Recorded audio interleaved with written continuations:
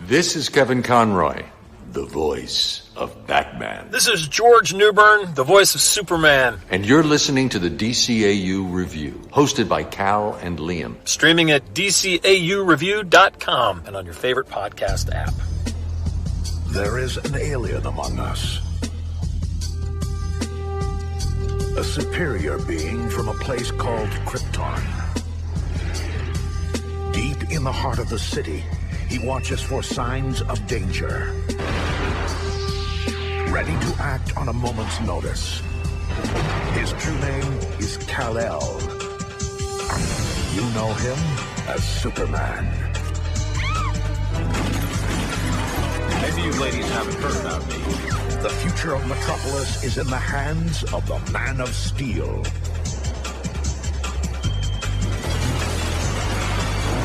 Get up! Superman! Get up. He's gonna be busy. I said get up. Superman. Welcome, everybody, to episode 265 of the DCAU Review. I am one of your hosts, Cal. With me, my good friend, good brother, the man that runs our Twitter account. It's Liam. Liam, we are continuing here with the dwindling content left with our Superman the Animated Series reviews. We are covering what wraps up a trilogy of episodes featuring one of Superman's maybe most classic and well-known villains. And this week he's joined by another villain that was sort of infamous, certainly based on his appearances in the comics and Super Friends cartoon, but really made a lasting impression in our first review and his first episode appearance of Superman the Animated Series. Welcome to episode 265 of the DCAU Review. That's right, we are back, and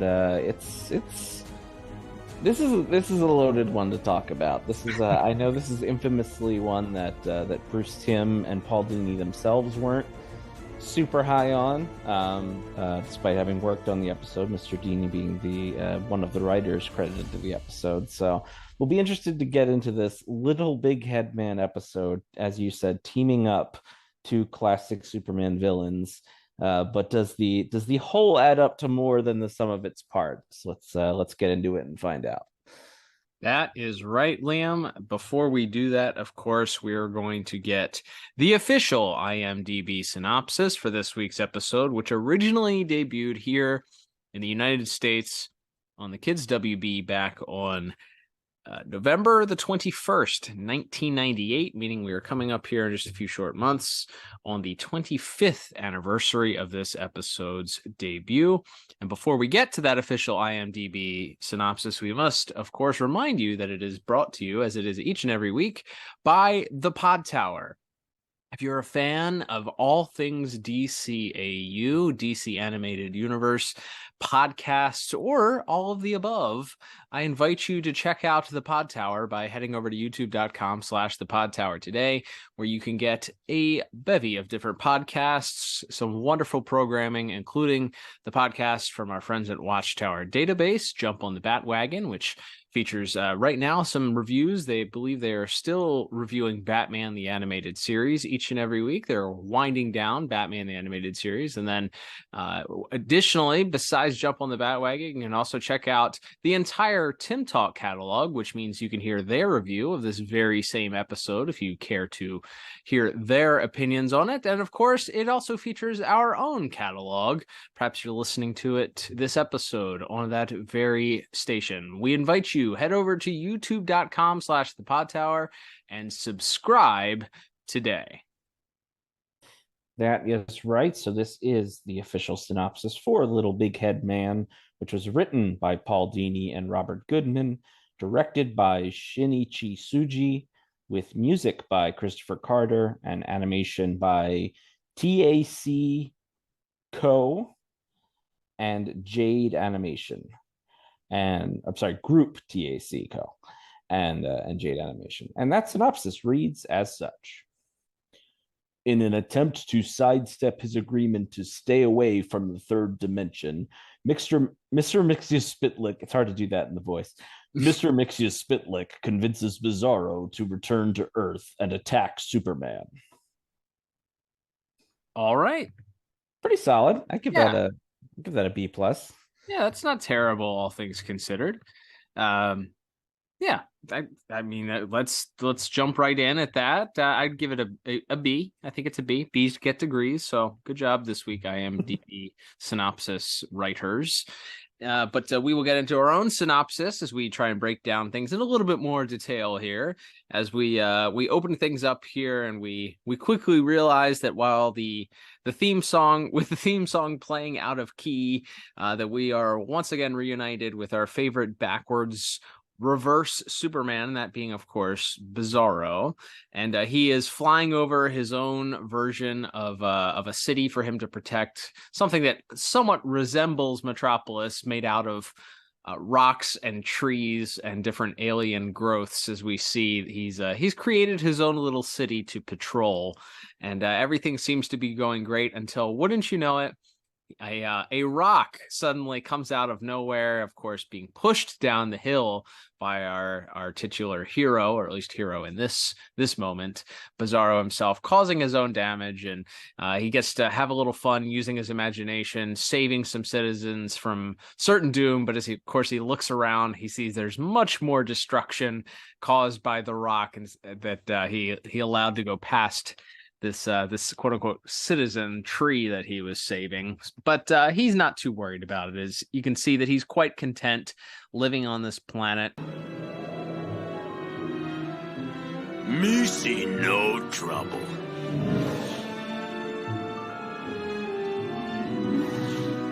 Me world am good.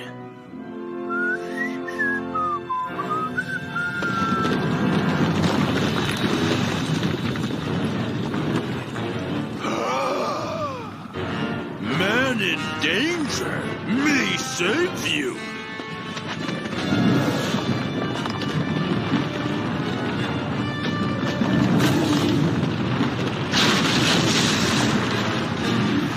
You be okay now.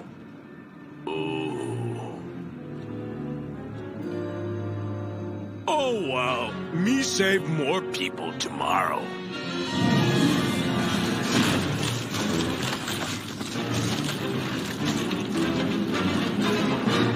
He goes to his own version of the Fortress of Solitude once he's done saving the day, and is greeted by Krypto the Superdog, who we, if you remember, was an alien creature that Superman gave to Bizzaro as a sort of gift and companion to keep him on this planet when Superman left him there at the end of our prior interaction with Bizzaro.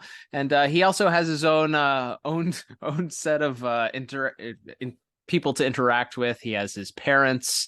He has a Lex Luthor rock stand-in, complete with a bald, shiny pearl head and a leafed tie. And then he has his own rock princess, a Lois Lane, made out of rocks as well, with leafy hair that he is happy to see. And he sits down to watch television on his rock couch, his ice television, and is disgusted to find yet again more reruns for him to watch. But it is at this moment that we realize that he won't be sitting on the couch for long, as we hear a quite familiar, loud, shrieking voice pop in at that moment to reveal just who our true adversary for the episode will be. Another day complete. Time to relax. Reruns again. This is so sad! I can't take it anymore! Who there? Where am voice from? The greatest hero in the universe! Reduced to saving rocks and playing house! If I stayed quiet one more second, I'd need a colossal barf bag! Ha! You funny little big head man. Mr. Mxyzptlk at your service. Mr. Mxyzptlk? Don't bother. You'll give yourself a hernia. Just think of me as your guardian angel. You see, Rocky, I've had my eye on you for a while. And, brother, did you get a raw deal from that lunkhead Superman? But Superman am friend. He give me planet to protect. Wrongo! Superman played you for a chump, chum. That's right. So we get the reintroduction of Mxyzptlk, who quickly makes a beeline for Bizzaro and alerts him that he's upset that he's watching, as he calls Bizzaro, the world's greatest or the galaxy's greatest superhero, resigned to playing house and fake saving fake civilians, and begins to try to explain to Bizzaro that Superman betrayed him and fooled him to get him to come to this barren world, and that he was just trying to get rid of him, and even using his magic fifth dimension powers creates a real television with a weird little cartoon on it of Superman, Lex Luthor, Lois Lane, Jimmy Olsen, and Supergirl just laughing it up at Bizzaro's expense, which hurts Bizzaro to his core, and so he decides he's going to fly back to Earth and give Superman what for, but he can't fly, or he can fly. He can't breathe in space, as we've established on Absolute Power Review earlier this season. At this point, you need to have oxygen to breathe in space. That changes later in Justice League, I think. But currently, even Kryptonians or Kryptonian-based clones need air to breathe. And so Mixie thankfully can teleport Bizzaro right to Earth, where he begins to kind of just smash through various buildings and vehicles in a quest to find Superman. And Mixie, once again intervening, tells him he has a little bit of an idea that perhaps he might find Superman at a specific building in Metropolis, and points Bizzaro towards the Daily Planet, where we cut to Clark and Lois discussing a maniac in a Superman costume apparently tearing up the city, and Lois saying that if she didn't know any better, she would think it was Bizzaro. At which point, with timing not unlike the Kool-Aid Man himself, he busts through the wall demanding Superman, and of course goes right after Lois once again, who was also in that doctored videotape, so he's also very upset at Lois. Superman, of course, still in his Clark Kent disguise, has to do some quick thinking here, and so he tries to physically accost Bizzaro and gets Bizzaro to throw him out of a window, which allows him to fly down and do a quick change into Superman and save Lois from any further harrowing encounters with Bizzaro for the rest of the episode. And so we get some brief battles through the city, and as Bizzaro is kind of getting the best of Superman, Mixie kind of reveals himself to Superman that he's behind all of this, and Superman points out that he had promised after their previous encounter to never again appear on Earth. But Mixie is trying to do a bit of lawyering here, and is trying to sidestep the contract by claiming that all he did was claim that he would never try to interfere with Superman directly ever again. But in this case, he can't be held liable due to the fact that it's Bizzaro who's actually the one attacking Superman. Mxyzptlk, I thought you promised to stay away from Earth forever. No. I only said I wouldn't come back and bother you. And I'm not. Old Rockhead here is. And I can guess who got him riled up. Now, I may have said a word or two in passing, but you really can't blame me for...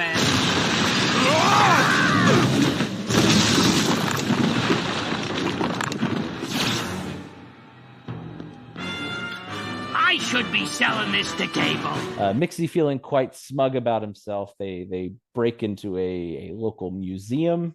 Lots of dinosaur bones and cavemen on display. We'll talk more about that in visuals. And at that point, Mixie, while he's just enjoying the heck out of this fight, he gets a familiar visitor who is trying to set him on the right path before it's too late.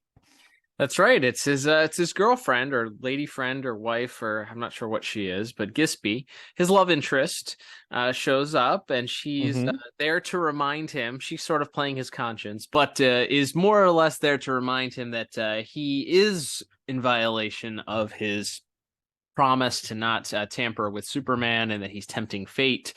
She mentions the tribunal not being happy with him, and Mixie continues to downplay exactly what he's doing, saying that he really doesn't fear them. He's not really concerned about them. And before he can continue about doing what he's doing, he and Gisby are brought before this mysterious tribunal, which happens to be three guys that look sort of like Mxyzptlk, but with beards and glasses, with one of them sort of resembling like a Sigmund Freud version of Mxyzptlk. Such conduct is completely unbecoming to the superior beings of the fifth dimensional land of Zerk.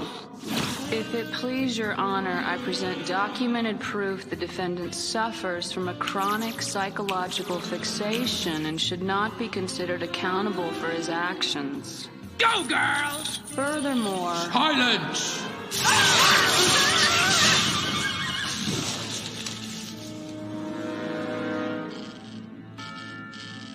Gisby? Yoo-hoo! I'm dead. Look, guys, what the tree here said is right. I can't help if I keep goofing on that big log Superman. It's what I do. I don't need punishment. I need understanding. You know how it is. Fish gotta swim and birds gotta fly. I've gotta bug that jerk till I die. Or he does. But they're there to lay down the law, pun intended, as they're putting him on a quick trial, telling him that he's interfering, he's going against interdimensional law, interfering with beings that are less than, and despite Gisby's attempt to defend him, showing up as a Bruce Timm pinup lawyer, she is downplayed, and she stole Janet the DA's pantsuit, by the way. Yeah, that's apparently that's the official uniform of all attorneys in the they're female attorneys, I suppose. But she is the tribunal doesn't want to hear from her, turns her into a palm tree, and continues about their case, sentencing Mixie to 90 days of what Superman will later call essentially community service. They demand that he goes back to Earth and that he spend 90 days there. Mixie, again, not worried at all, says that he'll be running the place in a couple of hours, but there's of course a caveat, a catch to all of this. His sentence is to Earth, back to that dimension, but he must serve his 90 days without his powers, and after 90 days, if he has done one act of kindness or one good deed, then they will proceed with restoring him back to the fifth dimension and providing him with his powers back. But Mixie's gonna have to go it without his powers. So he, of course, I just want to mention in this, because as you mentioned, Gisby kind of tries to act as his lawyer and makes this case that he's like sort of just pathologically obsessed with Superman and he can't help himself. And instead of like trying to come up with like a better reason or looking for sympathy, I just love how much Mixie doubles down on that. He's just like, yeah, that's right. I hate him. I don't have a good reason to, but I hate him. Oh, he's about truth, justice, and the miller's way. He's a bum. He just keeps screaming that he is the number one hater in all of the DCAU is Mxyzptlk. Oh yeah, Mr. Big Shot, Mr. Truth, Justice, and the American Way. Ha! He's a bug. You hear me? A bug. He sickens me. Enough. I love the unapologetic hating going on in that scene, and how he's just ranting and raving like a lunatic about how he hates Superman just because. Yeah, it's funny because Gisby tries, like you said, she tries to present this evidence that he's mentally, that he has a mental issue, and he's just like, he's after the tribunal has no interest in hearing that argument. He's just like, yep, it's true. I hate the guy. And of course it is, all of that is made even better by the vocal performance, which we'll talk about here in a few minutes. But all of that is definitely maybe the highlight sequence of the entire episode for sure. But as we continue, as we said, Mixie is sentenced to Earth, sent back without his powers, and he is sent back right in the middle of the battle between Superman and Bizzaro as they continue their fight in the museum. And Mixie is happy once he arrives, saying that it's not going to matter that much. He just hopes that he didn't miss out on anything. He arrives back in the museum just as one of the giant dinosaurs falls over. It looks like maybe the giant dinosaur from the first season of Superman, perhaps, maybe the same dinosaur, I don't know. But the dinosaur head falls off and lands, essentially devouring Mixie as it lands, and we get some more Looney Tunes style humor as he screams "on nuts" as he's now trapped inside the mouth of the dinosaur head. But that's the rest of that sequence continues as Superman and Bizzaro end up leaving the museum and get thrown into Superman eventually gets thrown into some electrical lines and electrical towers. Bizzaro just beats him over and over in the back with a steel beam that had fallen off of one of these towers. And it's there's some brutal fisticuffs that occurs here because we have two super beings going at it. But Superman also, as we'll talk about maybe in visuals here, gets tied up into the electrical lines, and it appears at this point that Superman is done for as Bizzaro continues to sort of take advantage of his weakened state after he's been electrocuted by this high voltage, and Bizzaro is really taking over. But thankfully, Maggie Sawyer and the MCU show up just in time with some really overpowered weapons. That's right. And this is a kind of a fun trivia note. I think they mention it in one of the season 3 DVD extras. We've talked about it quite a few times before, that what ended up being the series finale of Superman Legacy, where Superman is taken over by Darkseid and attacks the Earth, was originally meant to be a season premiere, but that there were some technical issues and things that pushed it later, and then they didn't get picked up for another season, so it ended up kind of being the end of it all. But I think in one of those, I think Bruce Timm and Paul Dini mentioned there was some dialogue that was cut from this episode, this being Little Big Head Man, where maybe the cops had these weapons because of the events of Legacy. Mm-hmm. And also, the idea of Superman having to kind of come into conflict even indirectly with law enforcement again. So that was kind of going to be a part of that next season. They hoped to tell the story of Superman kind of slowly rebuilding the trust of the people of Earth that they never got to tell. So a fun little trivia note here, that whole sequence, and maybe that's the unexplained origins of these weapons, which doesn't really work anymore because Legacy happens afterwards. But I think that's still the intention of where they got these giant sonic cannon things that are just really tearing Bizzaro apart to the point where he's running away from all of the SCU. That's where my brain went. I mean, my thought was, I was like, oh, did they use these in the Legacy episode? It didn't dawn on me that Legacy initially canonically was supposed to take place before this episode, so in a way it was, but obviously didn't end up being that way. So very interesting. I mean, I don't know if there's any canon timeline reason why this couldn't, even though it aired before, why this couldn't have happened after Legacy. So we could still headcanon that if we want. I think it makes sense. Why else would the MCU have weapons that were able to affect both Superman and Bizzaro in such an incredible fashion like these? And we should also just say, as has been a recurring theme since literally the very first episode of the show, this is the first time we've ever had a competent SWAT team in an episode of the DCAU review. You know what? 265 episodes in, we have a first. Wow, that's a valid point there. Gotta love that. But yeah, after the SCU does end up arriving there and using these weapons, they get the upper hand against Bizzaro. Superman's still entangled in the electrical lines. It appears that they're going to be left with little to no choice but to finish off Bizzaro as they light up the cannon one more time. But just as they fire it, Superman frees himself from the wires, flies in between them, and saves Bizzaro, thus showing Bizzaro that Superman does care for him.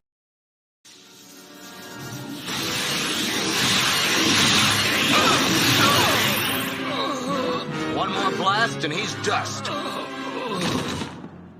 I guess there's no other option. Do it.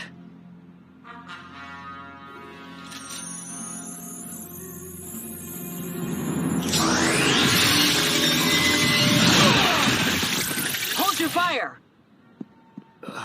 You okay? That thing's got a kick.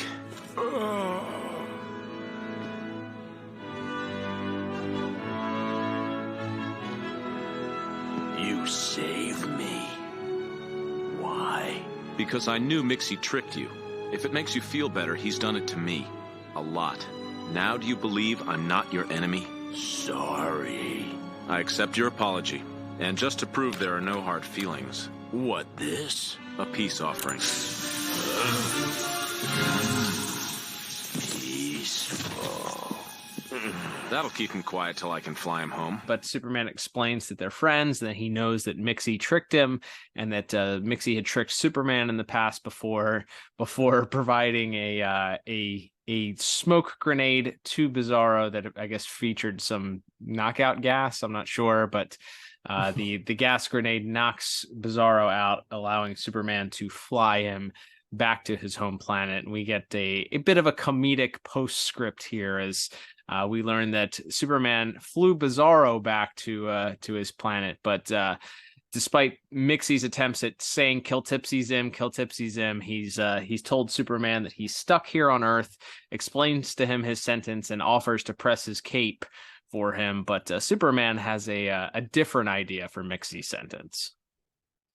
That's right. So Mixie will be doing 90 days on Bizzaro's home world, and he's now the official guy who resets the playing field, so to speak, before Bizzaro rolls that big boulder down the hill to create the havoc that he needs to save the good rock people of Bizzaro's world. Mixie is now the official setter of that playing field, and right as Mixie's about to quit on his first day and give it up, out comes once again the terrible, vicious monster that also is the DCAU's version of Krypto.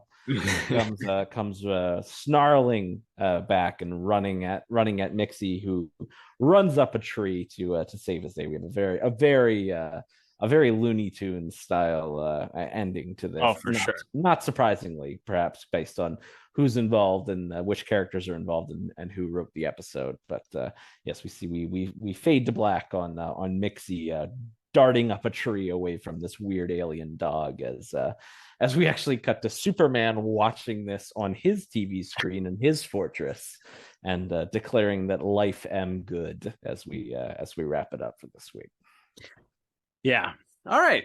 So I will say it's interesting. I think the comment that I read, and you mentioned it at the top, that Bruce Timm and Paul Dini, I think on the original track on the DVD, they did a commentary track, and they mentioned that while this looked good on paper, they were not necessarily pleased with the outcome, felt it was obnoxious in some way, shape, or form. I do agree with them. It is an interesting concept on paper. Mixie, Bizzaro, he tricks Bizzaro, because you didn't, like, after those first couple episodes, you couldn't make Bizzaro like evil anymore. He's just sort of this naive guy, right? Doesn't know any better, easily manipulated, easily tricked.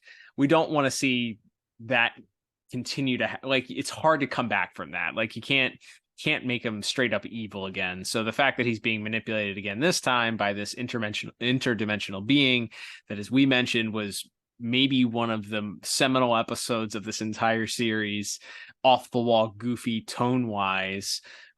You bring back that character. Yeah, that all sounds like it could be a fun thing. As far as execution is concerned, I think by disarming Mixie and making him sort of get his penance not from Superman, or his comeuppance not from Superman, and ultimately this tribunal that we had never seen, heard of, or talked about before, and you have this scene sort of shoehorned in the middle where it sets up the ultimate ending of him being the subservient to Bizzaro. I don't know, it feels a little weird. I don't know that it worked completely. I don't hate this episode. I still think that there's a lot of fun to be had. It is straight up Superman punching Bizzaro for, the scenes essentially that take place halfway through the episode, maybe 10 minutes into the episode. You start this fight between Superman and Bizzaro, and then it pretty much goes the rest of the episode until you get the break with the tribunal, and then you get more fighting, and then you get the little postscript. So there's not a lot to it. A lot of it relies on the vocal performances that we'll talk about. A lot of it, sort of hinges on some of the funnier gags that they ended up going with. But I didn't hate it. I laughed a couple of times. I think that there's enough entertainment to be had, and it's a simple 22-minute story that didn't feel boring, didn't feel like it dragged at any point, to me at least. So I ended up giving plot a 7 out of 10 for this episode. What about you? Yeah, so I thought I actually came with the exact same score of 7 out of 10. For much the same reason. I liked this one more than I remembered liking it, whenever the last time I watched this, which I think maybe I watched it once when the DVDs first came out, but it's not one that's been in heavy rotation even before we started doing our show. So I think this is pretty enjoyable. The best stuff in it is, as we'll talk about later, is the Mxyzptlk character in this episode. I think is really fun, as just trying to find a loophole so that he can just mess with this guy that he hates so much, and then making him spell out in what is basically a court of law that he doesn't really have. There's no darker, deeper origin story for why he hates Superman. He just hates him. He just hates who he is. He hates how he looks. He hates what he stands for. And he just wants to screw with him. And I'm like, yep, that's funny. That's a funny motivation for a villain, like, this all-powerful being who could do anything, be anywhere, go anywhere that he wants. And it's like, no, I just want to mess with this one guy, and I'm not allowed to mess with him anymore. So I have to find a way to mess with this guy some more. Like, I think that's really, really funny as a motivation for a villain like Mixie. But yeah, the rest of the episode, as you said, there's a little bit like Bizzaro just feeling betrayed, but it's kind of true. I mean, it's not the part where Superman's laughing at him in a living room with Lois Lane and Lex Luthor, but like the rest of it, I mean, he did pawn him off on this empty world with no one there to get rid of him. Like, so it's also like Superman's kind of little bit of a jerk.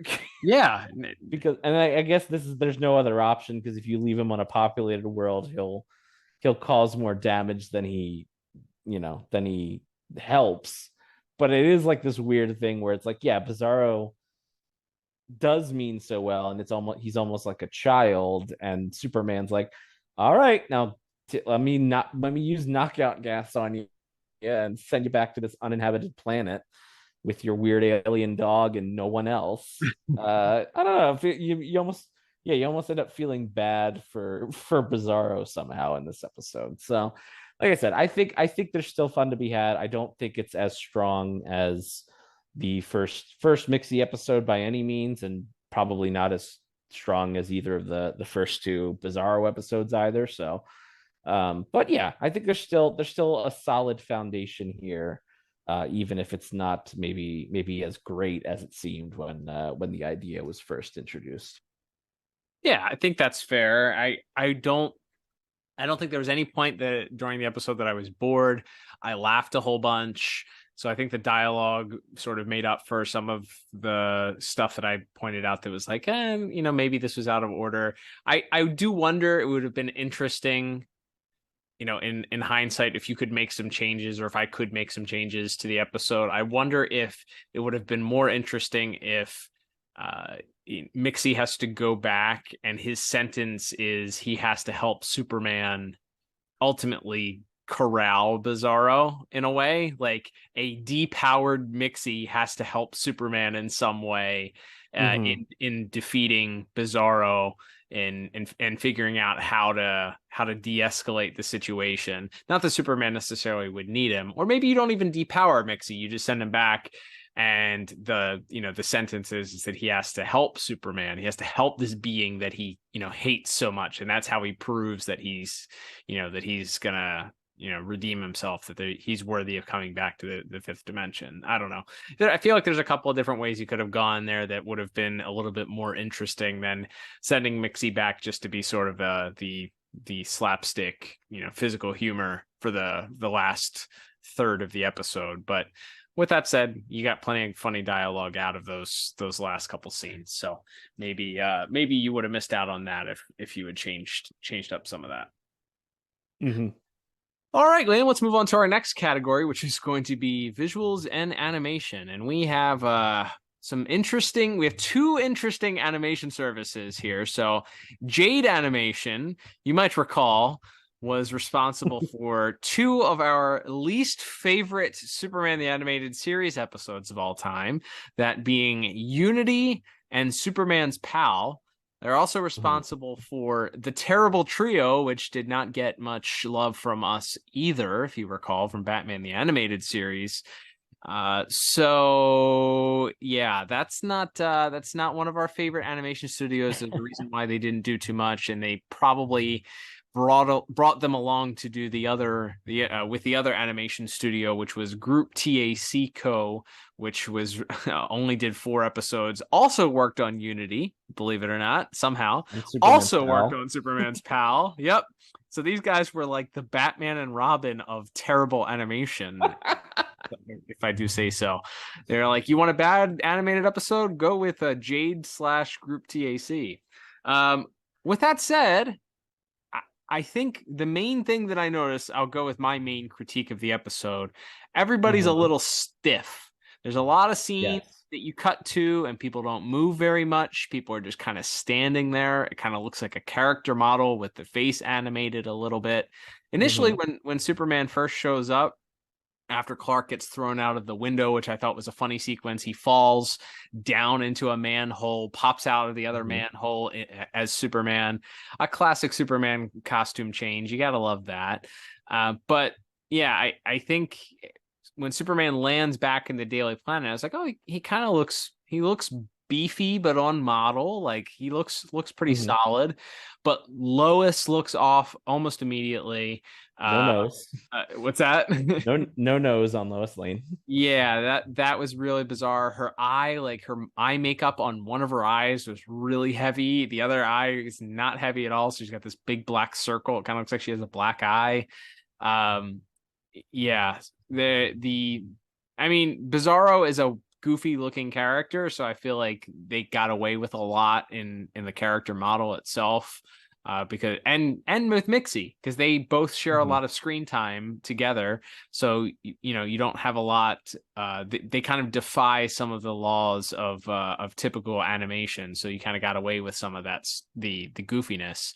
But again, I think there's a lot of scenes where people are either standing still, not moving, or just kind of there's very little motion or animation, and you have to wonder if that wasn't like a directive perhaps from people, like, hey, we know you guys aren't great at doing these episodes, so keep the animation to a minimum here. Let's just try and get the models to look at least somewhat similar to what they should look like.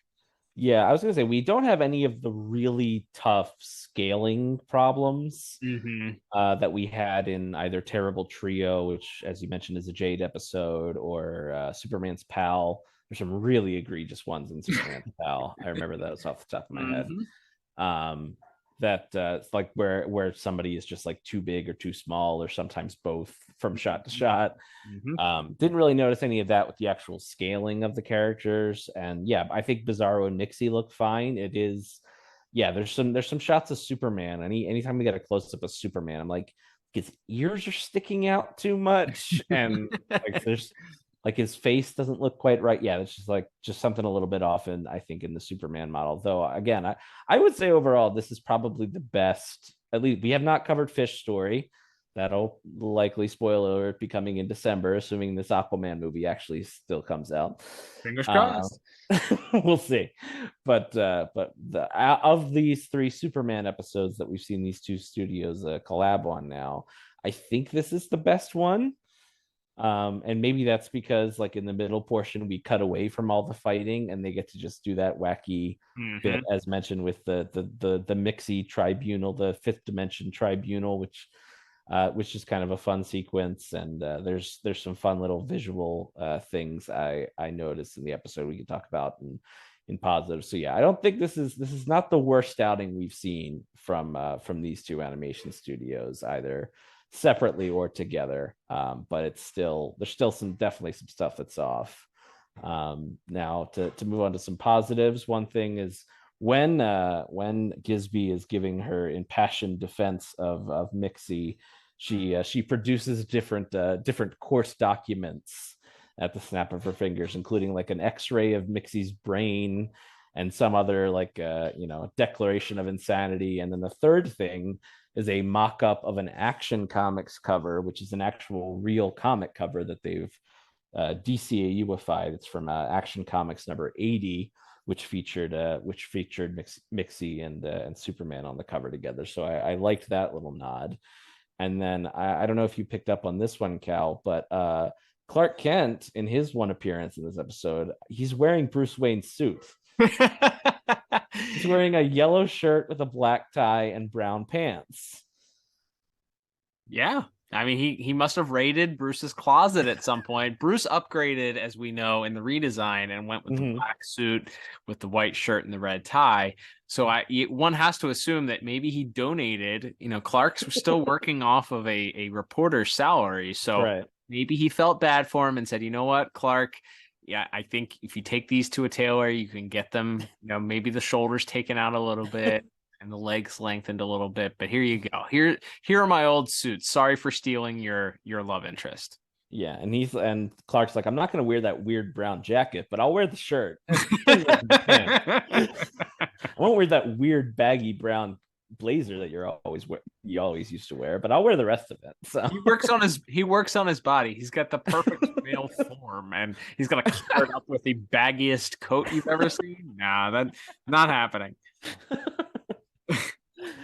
But yeah, I did enjoy that. I enjoy like the weird sonic weapons, and I like the fight in the museum. That's at least a fun set piece. He's when Bizarro's busting like caveman sculptures over his head and they're crashing through dinosaur bones. We get the return of the little piece of home dinosaur. The T-Rex is reused here as they destroy that once again.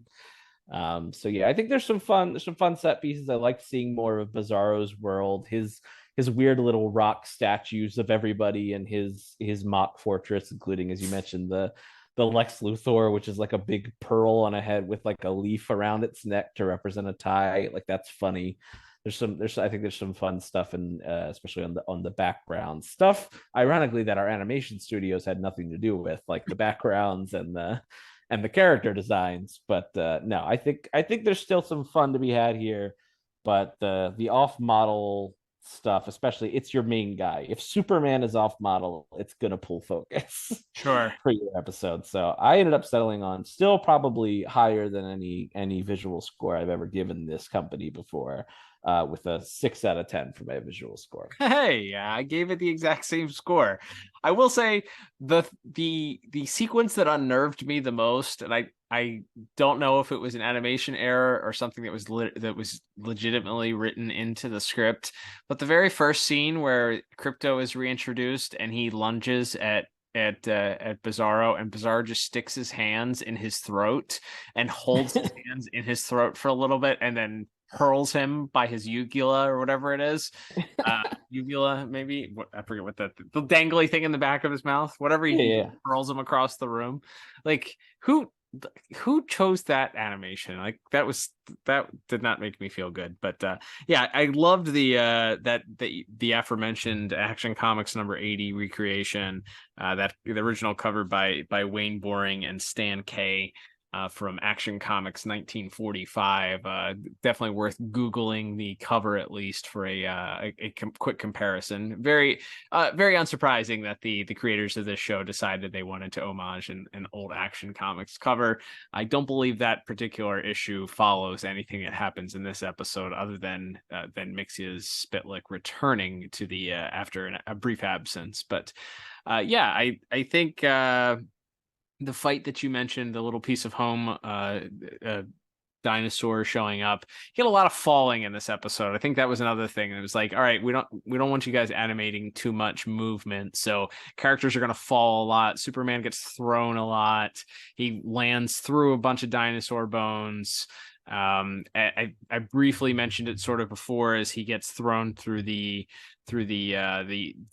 tower at the end, the electrical lines, sort of homages the Fleischer Superman. I believe may have been the episode that we actually covered when we originally. I think we've only done one Fleischer Superman review thus far, but you can check that out in the archives, both at DCAUreview.com on your favorite podcast app, or on the Pod Tower. But yeah, there's a pretty famous sequence where Superman gets tangled up in some power lines there and has to snap them to break free. And I believe this could have been probably not a not too subtle homage, based on how much DNA of the Fleischer cartoons were in this Superman the Animated Series. So I loved seeing that. Always love shout outs to the Fleischer cartoons.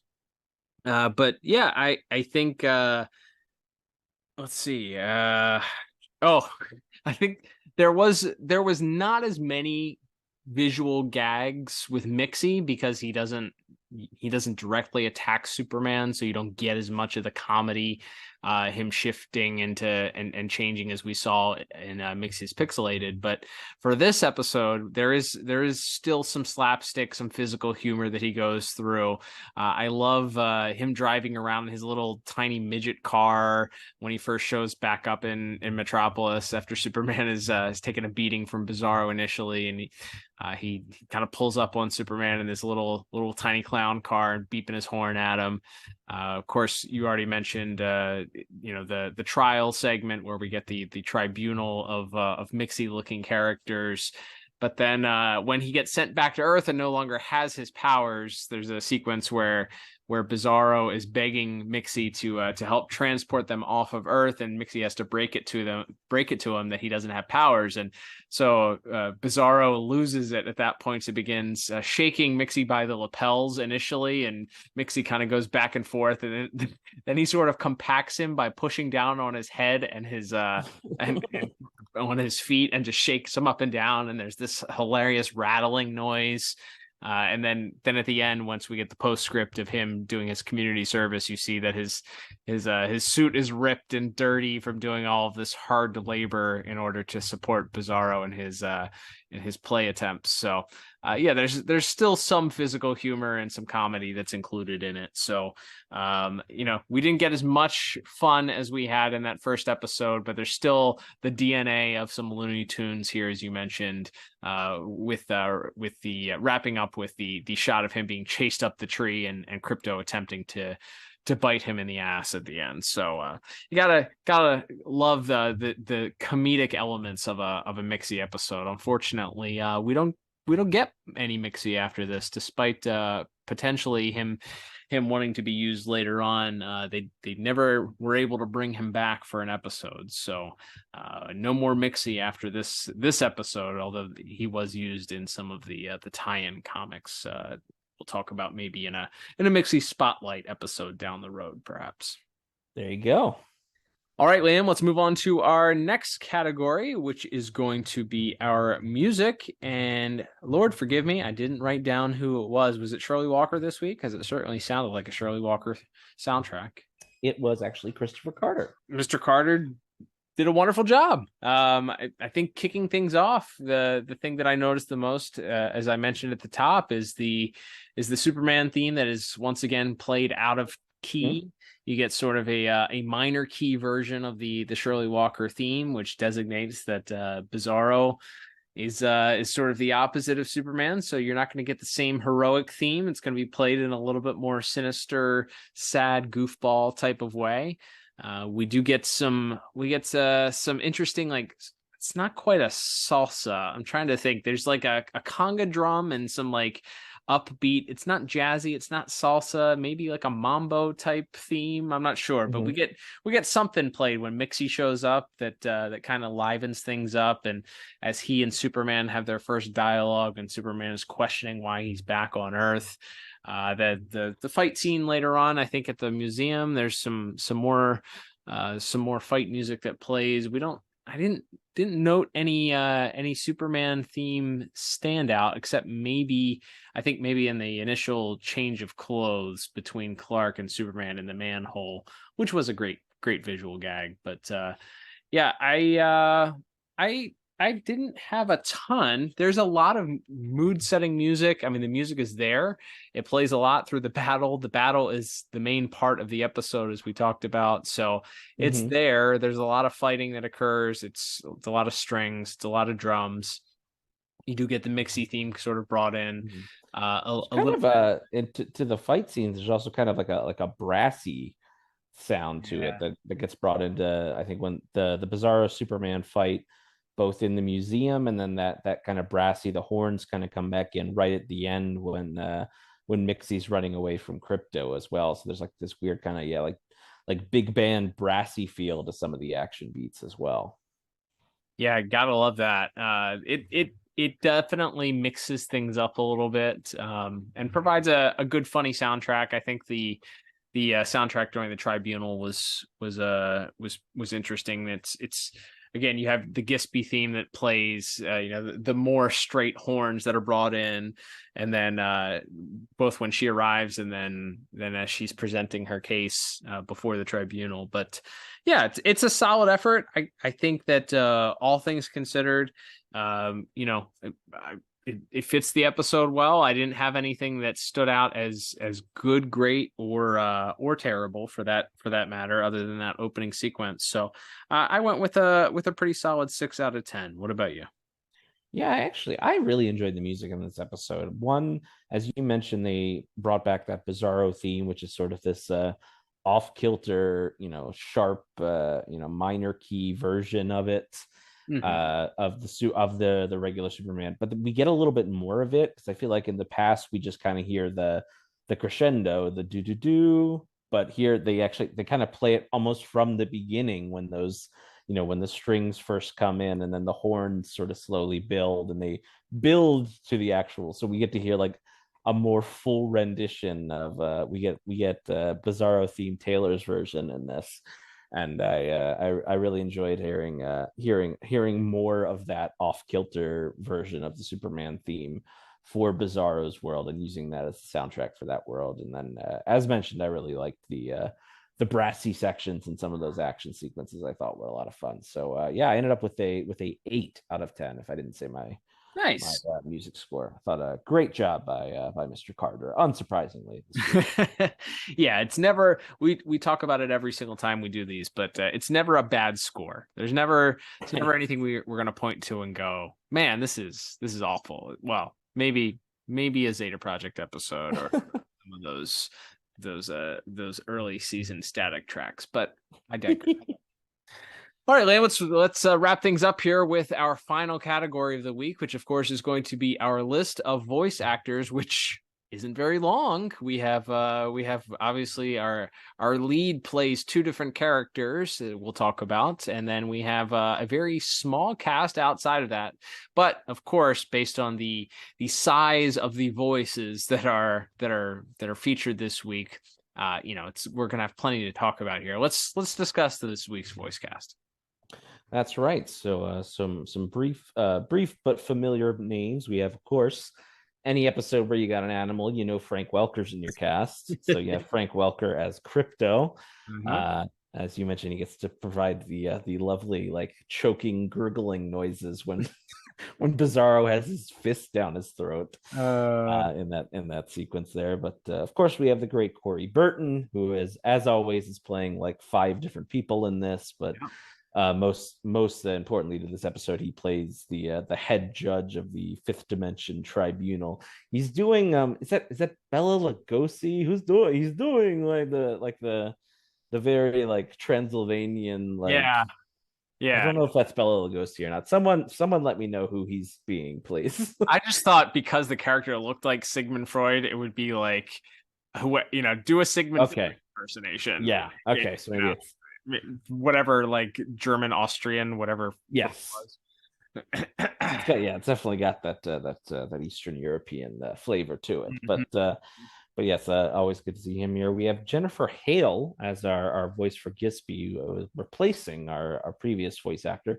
She doesn't get as much to do in this one, but I do, like I said, we did as we'll talk about more when we get Mr. Godfrey's performance. Her interaction with Mixie in the museum is pretty fun, where she's just kind of laying out, where he's like, I haven't done anything wrong, and then she just sort of very matter-of-factly lays out like 10 things that he's done wrong that's going to get the ire of this council, and then tries valiantly to defend him, but is ultimately, as mentioned, turned into a palm tree for her troubles.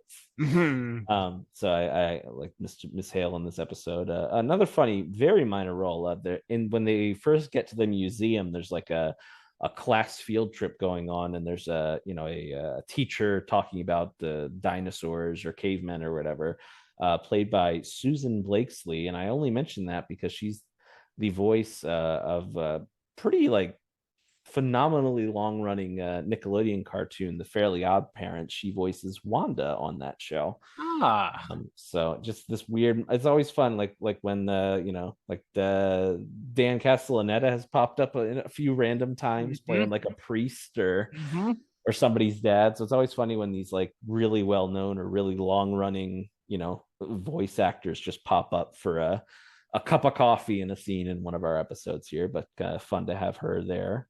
Voice acting real royalty, you might say, based on absolutely length of time playing one role. Yeah, her line of once a savage beast, man is now a civilized creature. And of course, it's that moment she's sort of talking about this caveman display. Superman and Bizzaro come crashing in, and then Bizzaro uses one of the cavemen to break over Superman's head. So very, very, very funny.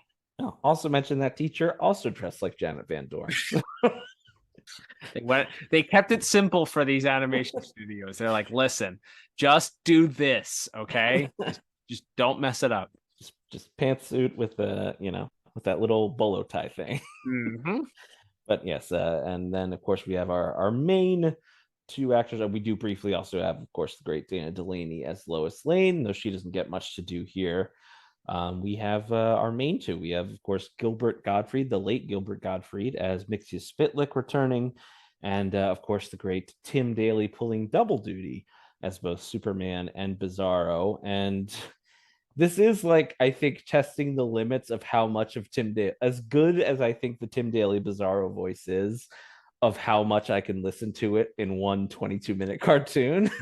Because a lot of this episode is he's Bizzaro for a lot more of this episode than he is Superman, and him bouncing off an equally over the top and loud and the famously sort of shrieking voice of Gilbert Gottfried. This is not the most, like, even though I think their performances are good, this is not necessarily the most pleasant or relaxing episode to listen to.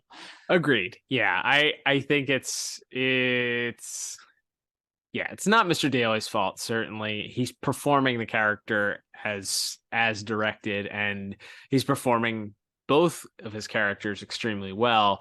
It's just, as you mentioned, like testing the limits of how much you can handle that version of that character speaking in that way for almost the full 22 minutes of the episode, because it starts with Bizzaro He's there for everything except that little tribunal scene, and then he's there for the rest of it. So it is wall to wall, nearly Bizzaro voice for the entire episode. So yeah, that not Mr. Daly's fault whatsoever. I thought, again, every time I get the opportunity to talk about just how impressive it is for a voice actor or actress to perform multiple roles, different versions of the same character, as is the case with this episode. I try and point it out. So no exception this week. It is always impressive.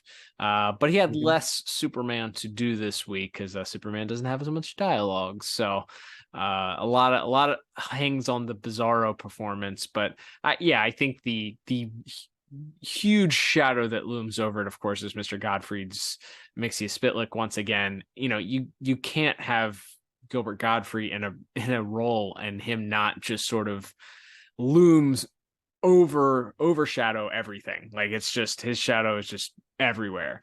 And we talked about it in the first episode. Say what you want about the person of Gilbert Gottfried, definitely a very controversial person, had a lot of things that maybe were not very likable, said some things that were not very kind, did some things that maybe weren't very kind. But as far as legendary voice actors, it's really, really hard to beat him. Like, yeah, Iago in Aladdin, a huge part of everybody who probably grew up watching this show's childhood, and just to have such a recognizable voice, but it's not distracting. Yeah.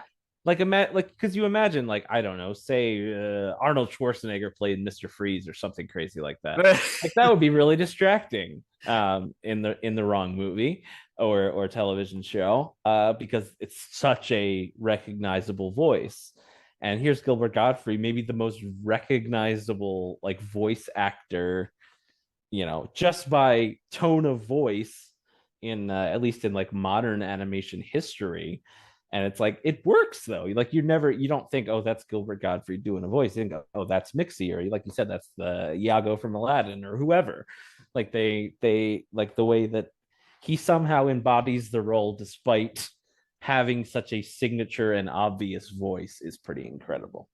Yeah, absolutely. And again, he didn't have as much to do in this episode. The first episode, Mixie's Pixelated, was so much Gilbert Gottfried that it was hard. It was almost distracting at points, because it was Gilbert Gottfried doing a lot of shtick, doing a lot of loud screaming, interacting with the quiet, understated Tim Daly voice. And this, it is him bouncing off of Tim Daly's Bizzaro, and he's a little bit more on the ropes, a little less comedic at times, a little bit, I guess, different style of comedy versus the Looney Tune villain that's getting foiled constantly and frustrated in that first episode. This is him sort of thinking that he's got Superman right where he wants him, getting bested, and then having to deal with the consequences of his comeuppance.